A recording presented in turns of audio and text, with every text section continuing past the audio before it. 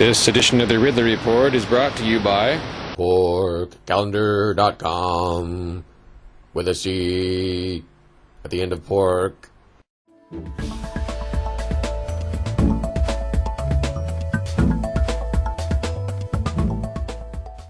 Hey, didn't your mamas teach you not to hurt peaceful people? The trial for Ademo Freeman, our mutual friend and fellow liberty lover and fellow activist, one of the creators of copblock.org. He was on trial today for what was a potential 21 years in prison over 3 felony wiretapping charges because he recorded some phone conversations with some government bureaucrats. We had a bunch of people show up today for the trial. Between Pete, Air, and I, we counted 90 people. We are to hold somebody innocent until proven guilty. But I say, what's with the until part? They're getting in people's heads and saying you will convict. There was another guy that came up from California, and it was North Carolina. Right. So a lot of people came out to show support for their friend, and in some cases, somebody they consider a hero, somebody who is willing to stand up for his beliefs, put his freedom on the line. The prosecutor really wanted to throw the book at him. Why are you aggressing against peaceful people?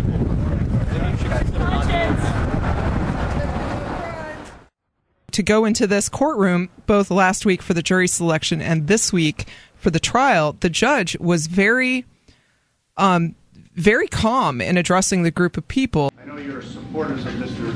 Mueller. I don't personally care whether you stand or not when I come in. That's your prerogative, okay? But I think you may hurt your friend's case if you don't stand when the jury comes in.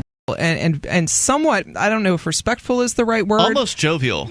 Yeah, he was, and there was joking around to some degree, but he was very respectful of those us who did not rise. Right, and when I was leaving, he even mentioned it, yeah. Like that he didn't care. Like, yeah. If you don't stand, it's no big deal. When the trial was over, I said, jail. I may stand for you next time. He said, you don't have to.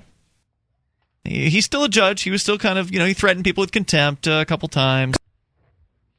So we've got one camera here. We're going to confiscate that and send it out.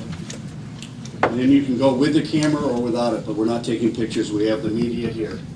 Do you understand what I just said? Yes. Everyone else understand what we're doing with the cameras? Yeah. Okay.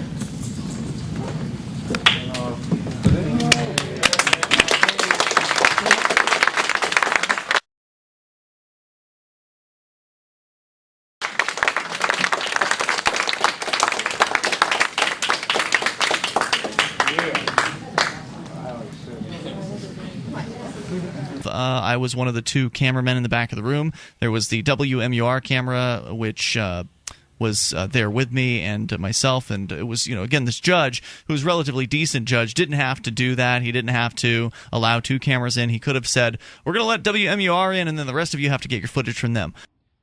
And the other question as to the defendant's nullification instruction, one of the things that the court had referenced earlier was the law that was passed recently. I don't know if you have reviewed that, Your Honor, but what it says... Effective date is January, but getting right to the nullification, I'm going to give the Wentworth instruction during my instructions. I'm going to allow him to argue nullification. And that's what I was going to suggest, Your Honor. All right? So, Miller, you understand what I'm saying? Me, I won't be objected to if I bring up jury nullification? You may argue jury nullification in the appropriate manner. And in my instructions, I'll give the Wentworth instruction, which says that the jury may acquit. When the judge was reading the instructions to the jury, I was really kind of impressed about New Hampshire, the difference between New Hampshire's rules to the jury and the instructions versus North Carolina. There was so much more emphasis on the rights of the defendant than you would ever hear, I think, in a court in North Carolina. Also, in most places, you can't touch jury nullification as a topic in the courtroom. And in my opinion, I wish Ademo had spent 10 minutes talking about jury nullification rather than what seemed like less than a minute. I felt like that was a bit of a drop of the ball. But you can talk about jury nullification here in New Hampshire. I've seen it done. I've done it in my trial. I've seen other people do it, and the prosecutors don't bat an eye at it. The judges don't care. And that you can't get, and to my knowledge, in many other places at all.